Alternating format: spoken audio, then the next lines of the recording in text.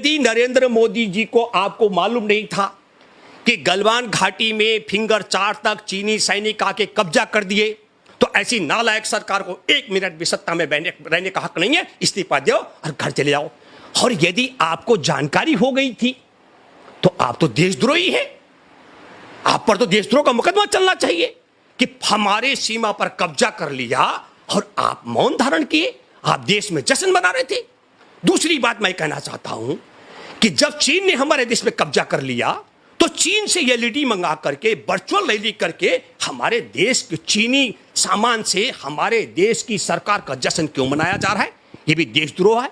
और तीसरी बात मैं कहना चाहता हूं, जब चीन ने हमारी सीमा पर जबरन कब्जा कर रखा था तो आपने 12 जून को चीन की कंपनी को ठेका क्यों दिया? मोदी जी, वो जो लाल आंख दिखाने वाला, मैं देश नहीं बिकने दूंगा, मैं देश नहीं झुकने दूंगा, और घर में आकर चीन के लोग हमारे सैनिकों को पीट डालते हैं। और ये बेशरम सरकार को चलाने वाला हमारे देश का प्रधानमंत्री मुंह खोलने की हिम्मत नहीं करता है। ये लाल आंख दिखाने वाला कम और कायर ज्यादा लगता है। मोदी सरकार भी चाहती थी, तब 40 जवानों की हत्या करके लोकसभा चुनाव में अपने लिए माहौल बनवाया, और अब 20 जवानों को, निहत्थे जवानों को, 20 जवानों को बर्बरता से पिटवा कर मरवा करके बिहार और पश्चिम बंगाल के चुनाव के लिए जमीन तराशी जा रही है। पुलवामा में की घटना का मामला क्या है उसको भी देखिए मोनू। तब हमारे देश की खुफिया एजेंसी की खास साफ रिपोर्ट थी कि विस्फोट भरी गाड़ी से जवानों पर हमला किया जा सकता है। उस रिपोर्ट को मोदी सरकार ने किनारे कर दिया।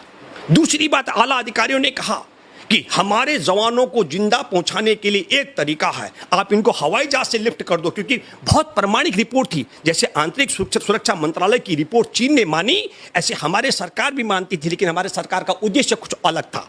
और तीसरी बात क्या हुआ, मैं जरा जानना चाहता हूं। पहली बार हमारे देश का प्रधानमंत्री को वनवास हुआ, जब 2014 में प्रधानमंत्री बने तब से लेकर आज तक एक ही दिन वनवास हुआ मोदी को, उसी दिन जिस दिन पुलवामा में हमारे 40 जवानों की हत्या हुई। और आपको मालूम है, जब सड़क सुरक्षित नहीं है तो 3700 जवानों को एक साथ आप सड़क पर क्यों उतारेंगे? तो खुफिया एजेंसी की रिपोर्ट किसी ने खारिज की, मोदी को सार्वजनिक बताना चाहिए वो कौन देशद्रोही है जिसने खुफिया एजेंसी की रिपोर्ट को खारिज किया। वो कौन देशद्रोही है जिन्होंने जवानों को सुरक्षित पहुंचाने के लिए एयरलिफ्ट की मांग की गई थी उसे खारिज किया। वो कौन देशद्रोही हैं जिन्होंने 3700 जवानों को एक साथ सड़क पर उतारा? और वो कौन देशद्रोही हैं जिन्होंने उसी दिन नरेंद्र मोदी का वनवास का कार्यक्रम तय कराया? ये लाठी लूटी के लिए मैं आपसे आग्रह करता हूं कि सेना की जगह वहां मोहन भागवत से बात करें, ये माफी वीर वहां जाकर के लाठी वीर बने, ताकि पता लगे, क्योंकि चीन के सैनिकों को गोलियों से मारने का दस्तूर हमारे यहां नहीं है, और लाठियों से हमारे जवानों को मरवाने का सिस्टम बंद कीजिए। हमारे देश के जवान लठैत नहीं है, बहादुर जवान है। आप ऐसा करें, आरएसएस के लठैतों को वहां भेजें और वो उनसे लाठियों से मुकाबला करें, और पहली बार एक माफी वीरों को कम से कम देशभक्ति के लिए कुछ करने का अवसर भी मिलेगा। गलवान घाटी में किसी तरीका का कोई विवाद नहीं है, जैसे कुछ लोग बोल रहे हैं अलग अलग तरीके से। एक क्रोनोलॉजी आप समझिए कि चीन को दुनिया में जो अपमान सहन करना पड़ रहा है कोरोना के कारण, उससे उसको ध्यान डाइवर्ट करने के लिए कोई बड़ा मसला चाहिए। और भारत में जिस तरीके से कोरोना काल से पहले का मैं जिक्र करूंगा, आपको मालूम है कि भारत में बेटियों की इज्जत का सवाल हो, भारत में बेरोजगारों की आत्महत्या का सिलसिला नहीं रुका, बेटियों की इज्जत नहीं बच रही थी, किसानों की आत्महत्या का सिलसिला नहीं रुक रहा था, भारत में व्यापारियों की आत्महत्या का सिलसिला नहीं रुक रहा था, उद्योगों पर तालाबंदी का सिस्टम नहीं रुक रहा था। और आपने देखा होगा मोनू, हमारे देश में विकास दर, रुपए की कीमत और प्रधानमंत्री के पद की गरिमा पर झूठ बोल करके वो भी नहीं बच पा रही थी।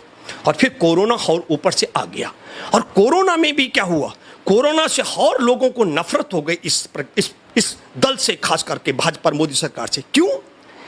क्योंकि आप इसकी दूसरी क्रोनोलॉजी, मतलब मैं ये बात इसलिए कहना चाह रहा हूं, ये दोनों की मिली भगत है। चीन की सरकार को दुनिया में किसी भी तरीके से कोरोना से जो नफरत है उससे ध्यान डाइवर्ट करना है, और मोदी सरकार से जो देशवासियों को नफरत है, एक तो पहले जो तबाही मैंने गिनती कराया, दूसरी आपके सामने है 30 जनवरी को, जिस दिन दुनिया में पहले कोरोना आपातकाल की घोषणा विश्व स्वास्थ्य संगठन की, उसी दिन भारत में कोरोना के मामले की पुष्टि हो चुकी थी। लेकिन क्या हुआ, मोदी सरकार का ध्यान वहां नहीं था, क्योंकि 21-22 दिसंबर का जिक्र मैं करना चाहता हूं। मध्य प्रदेश के विधायक बगावत कर चुके थे, 21-22 विधायक, उनकी संख्या भी इतनी थी, और मध्य प्रदेश की सरकार गिराकर किसी भी कीमत पर वहां भाजपा की सरकार बनाने के लिए हमारे देश को इस नालायक सरकार ने, देशद्रोही सरकार ने कोरोना की चपेट में धकेल डाला। और क्या हुआ, जिस दिन लॉकडाउन है आप समझ लीजिएगा, उस दिन 550 मामले थे। हमारे देश के रेलों को कोरोना नहीं हुआ था, हमारे देश की बसों को कोरोना नहीं हुआ था, हमारे देश के मजदूरों को कोरोना नहीं हुआ था। जबरन रेल और बस सेवा बंद करके रोजी रोटी छीन ली गई। और आपने देखा सड़कों पर भूखे प्यासे सैकड़ों किलोमीटर चलने वाले मजदूरों के पैरों से खाल निकल के पश टपक रहा था और पुलिस जगह जगह लाठियों से पीट पीट कर उनकी खाल उतार रही थी। ये रोष है मेरे देश के लोगों के मन में इस मोदी सरकार के प्रति। रेल इनके बाप की नहीं थी, बस इनके बाप की नहीं थी, और कोरोना कोई मेरे देश का मजदूर किसान लेकर के नहीं आया था, उसको बर्बाद कर दिया।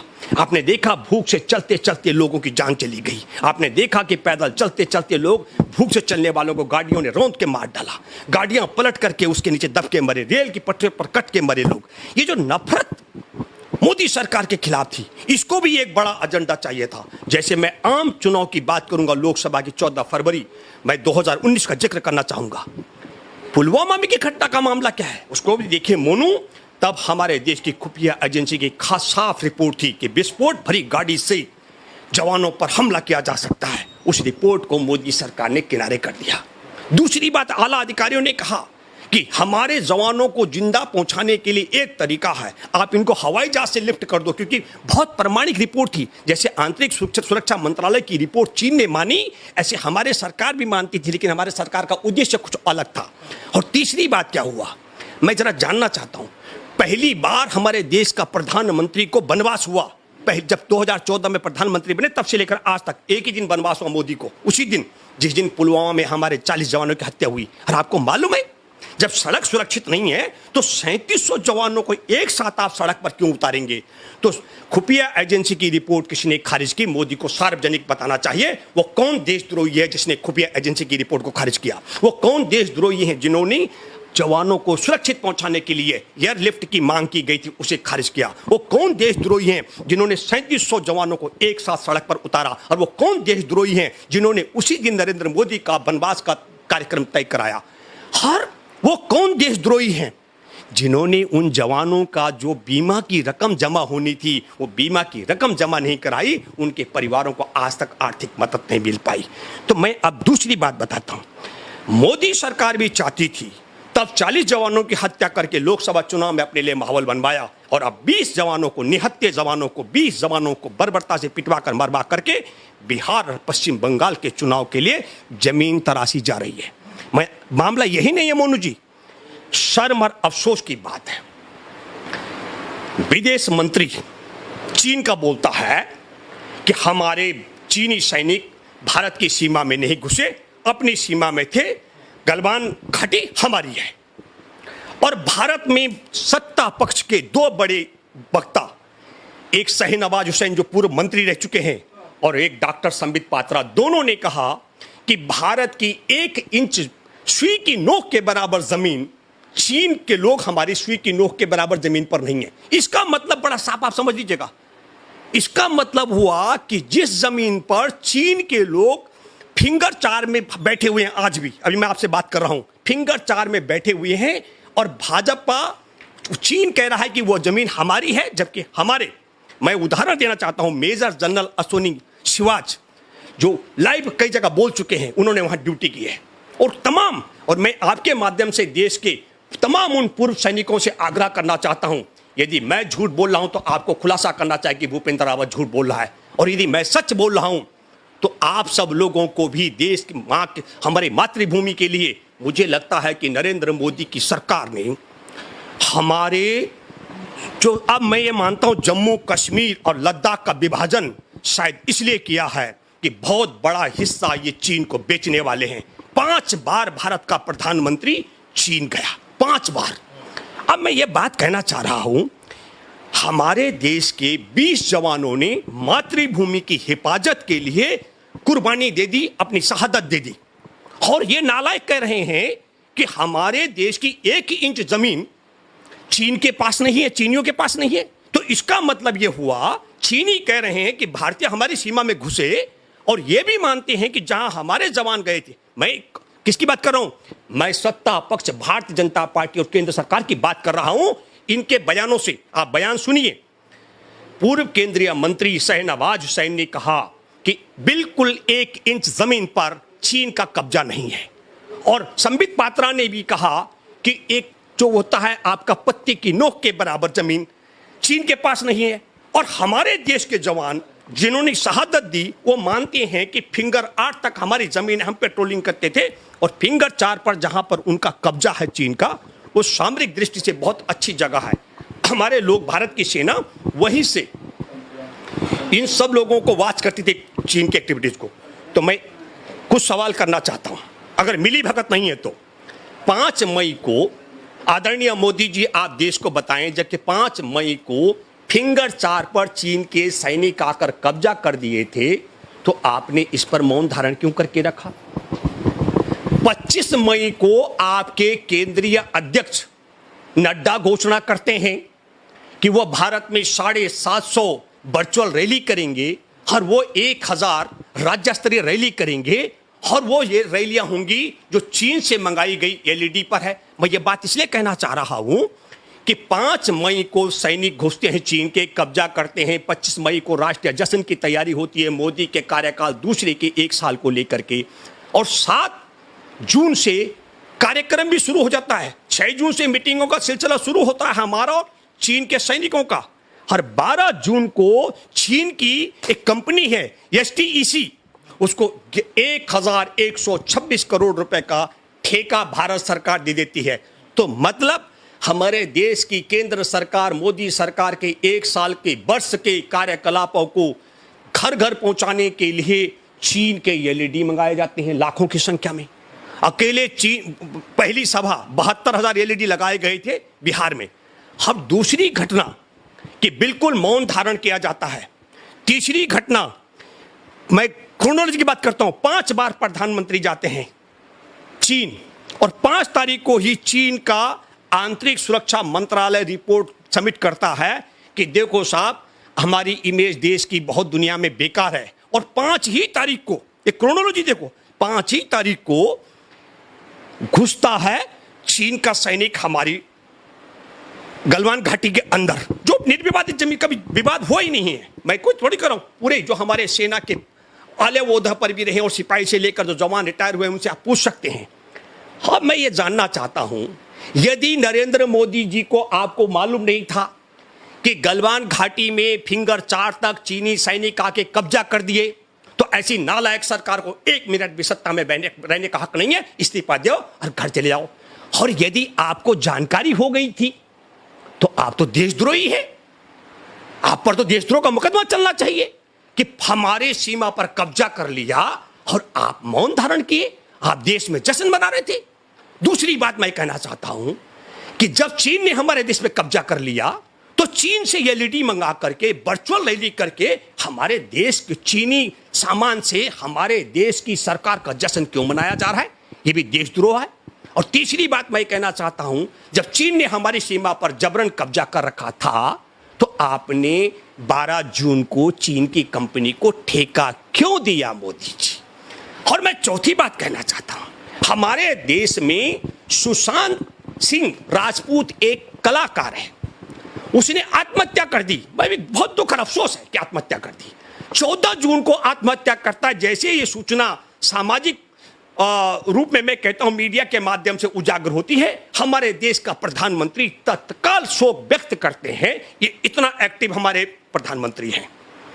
और हमारे एक कर्नल और 19 जवानों की बेरहमी से चीन के सैनिकों ने हमारे भारत में घुसकर पीट पीट कर हत्या कर डाली। और 16 तारीख को टेलीविजन में चर्चा हुई है। ये मैं 15 तारीख रात की बात कर रहा हूं। 16 जून को टेलीविजनों में चर्चा होती है, लेकिन हमारे देश का वो जो लाल आंख दिखाने वाला, मैं देश नहीं बिकने दूंगा, मैं देश नहीं झुकने दूंगा, और घर में आकर चीन के लोग हमारे सैनिकों को पीट डालते हैं। और ये बेशरम सरकार को चलाने वाला हमारे देश का प्रधानमंत्री मुंह खोलने की हिम्मत नहीं करता है। ये लाल आंख दिखाने वाला कम और कायर ज्यादा लगता है। ये मैं इसलिए कह रहा हूं, प्रधानमंत्री नरेंद्र मोदी साफ साफ बताए कि 5 बार भारत से चीन जाने पर आपका क्या डिप्लोमेसी है, जब चीन का राष्ट्रपति शी जिनपिंग भारत आया तो आपने उसे झूला झुलाया, झूला डिप्लोमेसी। और जब आप गए चीन यहां से तो ली पिंग जो वहां के प्रधानमंत्री हैं, वहां आपकी सेल्फी डिप्लोमेसी। तो आपने झूला झुला के और सेल्फी खिंचवा करके हमारे देश को बिकवाने का षड्यंत्र कर डाला है। और मैं दावे के साथ मैं कह सकता हूं, अब मुझे यकीन हो गया है कि नरेंद्र मोदी की सरकार लद्दाख का बड़ा हिस्सा चीन को बेचने जा रही है। इसीलिए इसके दो बड़े राष्ट्रीय प्रवक्ता डॉक्टर संबित पात्रा और सैयद नवाज हुसैन ने कह दिया कि 1 इंच जमीन हमारी नहीं थी। ये मेरे देश के शहीदों का अपमान भी है। मैं आप सब जो सेना में हैं और जो सेना से सेवानिवृत्त हो चुके हैं, मैं आप सब लोगों से जानना चाहता हूं, यदि 1 इंच जमीन चीनियों के पास हमारी नहीं है तो क्या सच में हमारे जवान चीन की सीमा में घुसे थे? ये मैं नहीं कह रहा हूं, ये चीनी भी कह रहे हैं और ये हमारी सत्ता पक्ष में बैठे मोदी सरकार के गुर्गे भी कह रहे हैं। मतलब मोदी सरकार भी कह रहे हैं। आदरणीय प्रधानमंत्री नरेंद्र मोदी जी, हमारा और चीन का समझौता है कि वहां पर गोलियों से नहीं लड़ा जाएगा, लाठी लूट से लड़ेंगे। और लठायत के रूप में आरएसएस के लोग पिछले 90 साल से लाठी चला रहे हैं माफी वीर। तो मेरा ये एक आग्रह है, आप संघ प्रमुख मोहन भागवत ने 11 फरवरी 2018 को मुजफ्फरपुर बिहार का मैं जिक्र कर रहा हूं, 3 दिन का एक कार्यक्रम था आरएसएस का। उस कार्यक्रम के दौरान यह कहा था कि देश की सेना को तैयार होने के लिए 6 महीने लगते हैं और हमारे स्वयं सेवकों को तैयार होने के लिए 2 दिन लगते हैं। और लाठी चलती है वहां, लाठी डंडे। तो मेरा आपसे आग्रह है, हमारे देश का जवान चीन के लाठियों से और डंडों से पिटने के लिए नहीं है। हमारा देश बहुत ताकतवर है, बटन दबाएंगे, हमारे पास अत्याधुनिक हथियार है, हमारे पास एटम बम है, सैटेलाइट है, हमने मंगल ग्रह पर चले गए, साजो सामान है, सब कुछ है मोदी जी। हाँ, ये लाठी लूटी के लिए मैं आपसे आग्रह करता हूं कि सेना की जगह वहां मोहन भागवत से बात करें, ये माफी वीर वहां जाकर के लाठी वीर बने, ताकि पता लगे, क्योंकि चीन के सैनिकों को गोलियों से मारने का दस्तूर हमारे यहां नहीं है और लाठियों से हमारे जवानों को मरवाने का सिस्टम बंद कीजिए। हमारे देश के जवान लठैत नहीं है, बहादुर जवान है। आप ऐसा करें, आरएसएस के लठैतों को वहां भेजें और वो उनसे लाठियों से मुकाबला करें और पहली बार एक माफी वीरों को कम से कम देशभक्ति के लिए कुछ करने का अवसर भी मिलेगा। तो मैं आदरणीय मोदी जी आपसे जानना चाहता हूं, आप जनता को बताएं कि आपके संबित पात्रा झूठ बोल रहे हैं कि सच बोले, और आपका सैयद नवाज हुसैन सच बोला कि झूठ बोला। और मैं देशवासियों से, आप सबों से आग्रह करता हूं, हमारे देश के जवानों की शहादत, मैं उनकी आत्मा के लिए उनके नमन करता हूं और मैं उनके परिवार के दुख की इस घड़ी में ईश्वर से, खुदा रब से दुख सहन करने की शक्ति प्रदान करने की मांग करता हूं, आग्रह करता हूं, प्रार्थना करता हूं। और मैं आप सब लोगों से एक बात जानना चाहता हूं कि हमारे शहीदों की शहादत का भी अपमान किया जा रहा है। जिस जमीन को बचाने के लिए हमारे 20 जवान शहीद हो गए, उस जमीन को चीन की बताया जा रहा है। मैं नहीं बता रहा हूं, चीन बता रहा है और भाजपा के प्रवक्ता बता रहे हैं। प्रधानमंत्री नरेंद्र मोदी जी, हमारे शहीदों की शहादत और उस जमीन की बात का आप पब्लिक डोमेन में खुलासा करें, इस उम्मीद के साथ। लेकिन मैं फिर दोबारा से कहना चाह रहा हूं, ये मुझे लगता है दोनों की क्रोनोलॉजी है। प्रधानमंत्री नरेंद्र मोदी भी जानते हैं कि देश में चुनाव है, 2 राज्यों में चुनाव जीतने के लिए नरेंद्र मोदी को भी कोई तरीका चाहिए था। आम चुनाव में 40 जवानों की शहादत और बिहार के चुनाव जीतने के लिए, पश्चिम बंगाल के चुनाव जीतने के लिए 20 जवानों की शहादत करा करके अपने रास्ता जो तय कर रहे हो, देशवासियों को इससे सबक सिखाने की जरूरत है। धन्यवाद। हाँ, मैं ये जानना चाहता हूं, यदि नरेंद्र मोदी जी को आपको मालूम नहीं था कि गलवान घाटी में फिंगर 4 तक चीनी सैनिक आके कब्जा कर दिए, तो ऐसी नालायक सरकार को 1 मिनट भी सत्ता में रहने का हक नहीं है। इस्तीफा दो और घर चले जाओ। और यदि आपको जानकारी हो गई थी तो आप तो देशद्रोही हैं। आप पर तो देशद्रोह का मुकदमा चलना चाहिए कि हमारे सीमा पर कब्जा कर लिया और आप मौन धारण किए, आप देश में जश्न मना रहे थे। दूसरी बात मैं कहना चाहता हूं कि जब चीन ने हमारे देश में कब्जा कर लिया तो चीन से एलईडी मंगा करके, वर्चुअल रैली करके हमारे देश के चीनी सामान से हमारे देश की सरकार का जश्न क्यों मनाया जा रहा है? यह भी देशद्रोह है। और तीसरी बात मैं कहना चाहता हूं, जब चीन ने हमारी सीमा पर जबरन कब्जा कर रखा था तो आपने 12 जून को चीन की कंपनी को ठेका क्यों दिया? मोदी जी, वो जो लाल आंख दिखाने वाला, मैं देश नहीं बिकने दूंगा, मैं देश नहीं झुकने दूंगा, और घर में आकर चीन के लोग हमारे सैनिकों को पीट डालते हैं। और ये बेशरम सरकार को चलाने वाला हमारे देश का प्रधानमंत्री मुंह खोलने की हिम्मत नहीं करता है। ये लाल आंख दिखाने वाला कम और कायर ज्यादा लगता है। मोदी सरकार भी चाहती थी, तब 40 जवानों की हत्या करके लोकसभा चुनाव में अपने लिए माहौल बनवाया, और अब 20 जवानों को, निहत्थे जवानों को, 20 जवानों को बर्बरता से पिटवा कर मरवा करके बिहार और पश्चिम बंगाल के चुनाव के लिए जमीन तराशी जा रही है। पुलवामा में की घटना का मामला क्या है उसको भी देखिए मोनू। तब हमारे देश की खुफिया एजेंसी की खास साफ रिपोर्ट थी कि विस्फोट भरी गाड़ी से जवानों पर हमला किया जा सकता है। उस रिपोर्ट को मोदी सरकार ने किनारे कर दिया। दूसरी बात, आला अधिकारियों ने कहा कि हमारे जवानों को जिंदा पहुंचाने के लिए एक तरीका है, आप इनको हवाई जहाज से लिफ्ट कर दो, क्योंकि बहुत प्रमाणिक रिपोर्ट थी। जैसे आंतरिक सुरक्षा मंत्रालय की रिपोर्ट चीन ने मानी, ऐसे हमारे सरकार भी मानती थी, लेकिन हमारे सरकार का उद्देश्य कुछ अलग था। और तीसरी बात क्या हुआ, मैं जरा जानना चाहता हूं। पहली बार हमारे देश का प्रधानमंत्री को वनवास हुआ, जब 2014 में प्रधानमंत्री बने तब से लेकर आज तक एक ही दिन वनवास हुआ मोदी को, उसी दिन जिस दिन पुलवामा में हमारे 40 जवानों की हत्या हुई। और आपको मालूम है, जब सड़क सुरक्षित नहीं है तो 3700 जवानों को एक साथ आप सड़क पर क्यों उतारेंगे?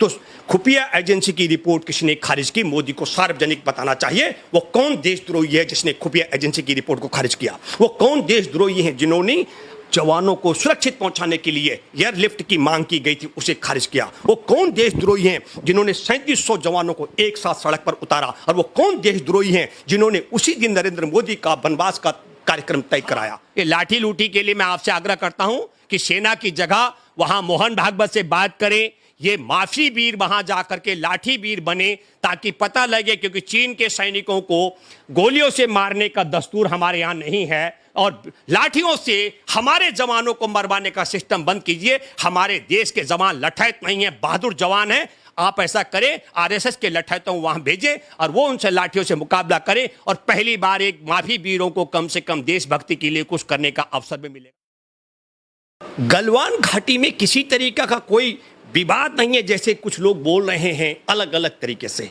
एक क्रोनोलॉजी आप समझिए कि चीन को दुनिया में जो अपमान सहन करना पड़ रहा है कोरोना के कारण, उससे उसको ध्यान डाइवर्ट करने के लिए कोई बड़ा मसला चाहिए। और भारत में जिस तरीके से कोरोना काल से पहले का मैं जिक्र करूंगा, आपको मालूम है कि भारत में बेटियों की इज्जत का सवाल हो, भारत में बेरोजगारों की आत्महत्या का सिलसिला नहीं रुका, बेटियों की इज्जत नहीं बच रही थी, किसानों की आत्महत्या का सिलसिला नहीं रुक रहा था, भारत में व्यापारियों की आत्महत्या का सिलसिला नहीं रुक रहा था, उद्योगों पर तालाबंदी का सिस्टम नहीं रुक रहा था। और आपने देखा होगा मोनू, हमारे देश में विकास दर, रुपए की कीमत और प्रधानमंत्री के पद की गरिमा पर झूठ बोल करके वो भी नहीं बच पा रही थी। और फिर कोरोना और ऊपर से आ गया, और कोरोना में भी क्या हुआ, कोरोना से और लोगों को नफरत हो गई इस दल से, खास करके भाजपा मोदी सरकार से। क्यों? क्योंकि आप इसकी दूसरी क्रोनोलॉजी, मतलब मैं ये बात इसलिए कहना चाह रहा हूं, ये दोनों की मिली भगत है। चीन की सरकार को दुनिया में किसी भी तरीके से कोरोना से जो नफरत है उससे ध्यान डाइवर्ट करना है, और मोदी सरकार से जो देशवासियों को नफरत है, एक तो पहले जो तबाही मैंने गिनती कराया, दूसरी आपके सामने है 30 जनवरी को जिस दिन दुनिया में पहले कोरोना आपातकाल की घोषणा विश्व स्वास्थ्य संगठन की, उसी दिन भारत में कोरोना के मामले की पुष्टि हो चुकी थी। लेकिन क्या हुआ, मोदी सरकार का ध्यान वहां नहीं था, क्योंकि 21-22 दिसंबर का जिक्र मैं करना चाहता हूं। मध्य प्रदेश के विधायक बगावत कर चुके थे, 21-22 विधायक, उनकी संख्या भी इतनी थी, और मध्य प्रदेश की सरकार गिराकर किसी भी कीमत पर वहां भाजपा की सरकार बनाने के लिए हमारे देश को इस नालायक सरकार ने, देशद्रोही सरकार ने कोरोना की चपेट में धकेल डाला। और क्या हुआ, जिस दिन लॉकडाउन है आप समझ लीजिएगा, उस दिन 550 मामले थे। हमारे देश के रेलों को कोरोना नहीं हुआ था, हमारे देश की बसों को कोरोना नहीं हुआ था, हमारे देश के मजदूरों को कोरोना नहीं हुआ था। जबरन रेल और बस सेवा बंद करके रोजी रोटी छीन ली गई, और आपने देखा सड़कों पर भूखे प्यासे सैकड़ों किलोमीटर चलने वाले मजदूरों के पैरों से खाल निकल के पश टपक रहा था, और पुलिस जगह जगह लाठियों से पीट पीट कर उनकी खाल उतार रही थी। ये रोष है मेरे देश के लोगों के मन में इस मोदी सरकार के प्रति। रेल इनके बाप की नहीं थी, बस इनके बाप की नहीं थी, और कोरोना कोई मेरे देश का मजदूर किसान लेकर के नहीं आया था, उसको बर्बाद कर दिया। आपने देखा भूख से चलते चलते लोगों की जान चली गई, आपने देखा कि पैदल चलते चलते लोग, भूख से चलने वालों को गाड़ियों ने रौंद के मार डाला, गाड़ियां पलट करके उसके नीचे दब के मरे, रेल की पटरी पर कट के मरे लोग। ये जो नफरत मोदी सरकार के खिलाफ थी। इसको भी एक बड़ा एजेंडा चाहिए था। जैसे मैं आम चुनाव की बात करूंगा, लोकसभा की 14 फरवरी, मैं 2019 का जिक्र करना चाहूंगा। पुलवामा में की घटना का मामला क्या है उसको भी देखिए मोनू। तब हमारे देश की खुफिया एजेंसी की खास साफ रिपोर्ट थी कि विस्फोट भरी गाड़ी से जवानों पर हमला किया जा सकता है। उस रिपोर्ट को मोदी सरकार ने किनारे कर दिया। दूसरी बात, आला अधिकारियों ने कहा कि हमारे जवानों को जिंदा पहुंचाने के लिए एक तरीका है, आप इनको हवाई जहाज से लिफ्ट कर दो, क्योंकि बहुत प्रमाणिक रिपोर्ट थी। जैसे आंतरिक सुरक्षा मंत्रालय की रिपोर्ट चीन ने मानी, ऐसे हमारे सरकार भी मानती थी, लेकिन हमारे सरकार का उद्देश्य कुछ अलग था। और तीसरी बात क्या हुआ, मैं जरा जानना चाहता हूं। पहली बार हमारे देश का प्रधानमंत्री को वनवास हुआ। जब 2014 में प्रधानमंत्री बने तब से लेकर आज तक एक ही दिन वनवास हुआ मोदी को, उसी दिन जिस दिन पुलवामा में हमारे 40 जवानों की हत्या हुई। और आपको मालूम है, जब सड़क सुरक्षित नहीं है तो 3700 जवानों को एक साथ आप सड़क पर क्यों उतारेंगे? तो खुफिया एजेंसी की रिपोर्ट किसी ने खारिज की, मोदी को सार्वजनिक बताना चाहिए वो कौन देशद्रोही है जिसने खुफिया एजेंसी की रिपोर्ट को खारिज किया। वो कौन देशद्रोही है जिन्होंने जवानों को सुरक्षित पहुंचाने के लिए एयरलिफ्ट की मांग की गई थी उसे खारिज किया। वो कौन देशद्रोही हैं जिन्होंने 3700 जवानों को एक साथ सड़क पर उतारा? और वो कौन देशद्रोही हैं जिन्होंने उसी दिन नरेंद्र मोदी का वनवास का कार्यक्रम तय कराया?